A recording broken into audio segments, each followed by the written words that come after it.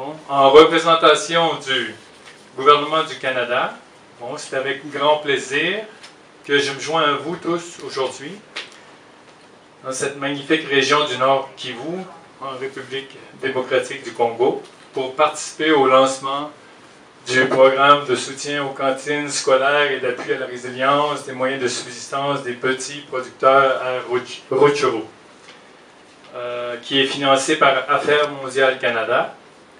Et qui ciblera, bien sûr, les chefferies, si je comprends bien, de Bwessa, Kisigari et Bukoma, dans le territoire de Rutshuru. Tous ces bénéficiants, mon collègue, c'est ça un peu d'avoir à dire un discours, d'avoir un discours après la présentation, et je sais qu'ils se sont inspirés de mon discours, mais c'est pas grave. Avec les besoins humanitaires qui, malheureusement, n'ont cessé de croître en RDC, et encore plus cette dernière année, dans un contexte très difficile, mais en même temps très contradictoire, sachant que cet immense pays recèle de tant de richesses. Je disais donc que le Canada, tout comme les principaux acteurs du système humanitaire mondial, incluant le Programme alimentaire mondial et l'Organisation des Nations unies pour l'alimentation et l'agriculture, ont décidé à mettre de l'avant de nouvelles approches afin de briser le cycle de vulnérabilité et de précarité dans lequel les populations les plus démunies vivent. Et aussi, sur la base, comme vous le savez, de l'objectif numéro 2, les objectifs de développement durable, soit zéro faim d'ici 2030. L'initiative Résilience a donc vu le jour lors de la grande entente, Big Bargain, au sommet humanitaire mondial qui a eu lieu en mai 2016 en Turquie. Donc, les pays présents, dont le Canada, se sont engagés à financer des actions plus durables, qui soient plus intégrées, donc tenant compte des besoins des populations locales, mieux adaptées aux contextes locaux, qui soient mieux adaptées aussi, donc, que je disais, et qui soient des actions qui s'étendent sur plusieurs années pour pouvoir justement instaurer des systèmes agricoles plus pérennes. Donc on parle de l'agroforesterie, promouvoir la biodiversité, protéger les ressources de l'eau et le sol. Donc, et aussi faisant intervenir plusieurs partenaires, donc vous tous réunis aujourd'hui, soit les gouvernements locaux et provinciaux, les agences des Nations Unies, les organisations partenaires, et bien entendu les communautés locales et les OP, les opérateurs paysans. Donc le gouvernement canadien est convaincu que cette approche et cette collaboration seront bénéfiques à apporter des solutions durables à certaines des causes de vulnérabilité persistante que vous connaissez tous, par la combinaison innovante des actions qui, je le répète, vous l'avez vu dans les présentations, mon collègue Raoul l'a mentionné aussi, donc en 3 composantes. Le projet va doter d'actifs permettant une plus grande résilience face aux aléas du climat. En deuxième lieu, le projet fournira une assistance technique et des intrants comme les semences, les petits équipements et les engrais, tout en renforçant les capacités des petits exploitants et leurs organisations en matière de production agricole, de post-récolte. Il s'agit d'initiatives conjointes, non seulement du PAM et de l'FAO, mais conjointes aussi avec les partenaires, qu'ils soient étatiques, coutumiers, de la société civile, des bailleurs, comme c'est le cas du Canada pour les 2 projets qui font l'objet de cette réunion, ou des communautés locales. C'est des initiatives qui nous unissent et qui nous tiennent à cœur. Comme vous le savez tous, l'agriculture est l'un des principaux secteurs de l'économie de la RDC. Elle occupe plus de 70% de la population active et elle contribue au produit intérieur brut à la hauteur de près de 40%. Et notamment, plus de 98% des agriculteurs en RDC font partie du groupe des petits exploitants agricoles qui pratiquent une agriculture familiale ou de subsistance sur des petites superficies d'environ un demi-hectare en moyenne. Ces petits producteurs, ils subissent des pertes importantes de production liées aux mauvaises pratiques d'entreposage, ainsi que d'autres contraintes liées à la situation dans les zones rurales en RDC. Il en résulte une production alimentaire déficitaire qui crée un problème fondamental dans le pays, le risque de la faim.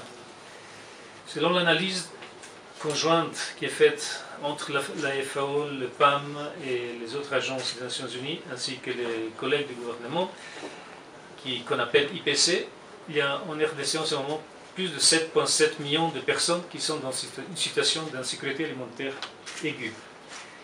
58% des enfants de moins de 5 ans souffrent d'insuffisance de croissance et 47% d'anémie. Et ça, c'est des conséquences de la sous-alimentation et de la malnutrition dans le pays. Au Rutshuru notamment, le taux de malnutrition chronique est au-dessus de 60%, 61,2%.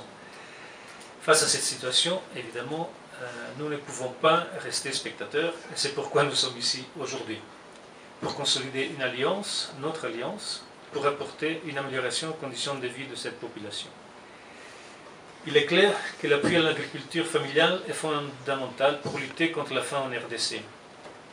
C'est très important aussi pour la réalisation du défi faim zéro, la réduction de la pauvreté et de façon générale la réalisation des objectifs de développement durable que la communauté internationale et tous les gouvernements, notamment en Afrique, se sont fixés comme horizon pour 2030. Aussi, trop souvent, dans des situations comme en RDC, on s'est focalisé en tant qu'acteur de développement humanitaire dans l'objectif noble de sauver des vies, mais il est temps, surtout en RDC, d'essayer de changer les vies au milieu rural. Et c'est un peu l'objectif dans le cadre duquel nous sommes en train de collaborer pour le Rutshuru. Grâce à l'appui financier important du Canada, que nous tenons à remercier ici, le PAM, la FAO et l'ensemble des partenaires de notre alliance pourront sauver des vies et aussi changer des vies dans les zones de mise en œuvre. Il ne s'agira pas de contenter et de mettre en œuvre telle ou telle activité, mais surtout de permettre aux hommes, aux enfants et surtout aux femmes de se réaliser et de pouvoir se projeter dans l'avenir. Et je crois qu'un exemple clair, c'est l'enthousiasme et la présence d'esprit de Mme Rosette qui a fait une introduction assez complète démontrant la valeur de ces interventions. Donc, au niveau du projet, tout ceci se réalisera grâce à des actions de mobilisation sociale, d'alphabétisation, de renforcement des Likelemba, je crois que c'est les initiatives de microcrédit au niveau villageois, ainsi que le petit élevage, cobaye et lapin notamment, afin d'assurer un accès aux protéines animales et de renforcer la nutrition des femmes vulnérables et des enfants malnutris. En fait, une attention particulière sera accordée tout au long du projet aux conditions des femmes, qui assurent un rôle fondamental dans le développement de nos communautés, mais qui sont souvent victimes de discrimination, surtout au milieu rural. Dans ces régions où le projet a été mis en œuvre, le P4P a démontré des résultats importants dans l'accroissement de la production agricole en qualité et en quantité, la stimulation des marchés agricoles, l'accroissement des revenus des ménages, la diversification de la diète des communautés impliquées avec un impact positif sur la nutrition, et le renforcement de la cohésion sociale dans la zone de mise en œuvre. Les deux initiatives que nous lançons aujourd'hui vont permettre d'apporter des appuis ciblés à 12 500 ménages de petits producteurs, soit environ 80 000 personnes, en plus des repas à plus de 26 000 écoliers, dont 43 écoles à Rutshuru. Et grâce à la contribution généreuse et importante du Canada, ceci va se faire pendant 5 ans. L'intégration des deux initiatives va permettre aux organisations paysannes qui participent à l'initiative P4P de sécuriser des contrats pour livrer collectivement plus de 100 tonnes de produits agricoles par mois, et nous espérons tout le long de la durée du projet. Si vous prenez ces chiffres par rapport à la situation et à la production actuelle dans ces zones, vous comprendrez facilement que sur 5 ans, l'impact qui va se générer sur ces communauté est assez important. Si tous les partenaires s'y mettent et on réalise ensemble les objectifs ciblés dans le cadre de ces deux initiatives, alors on aura non seulement sauvé des vies, mais certainement changé les vies de plusieurs de ces personnes, et ceci de façon durable. Ceci va concourir au renforcement de la sécurité alimentaire et des moyens de subsistance des bénéficiaires, et par là réduire la pression sur les ressources naturelles.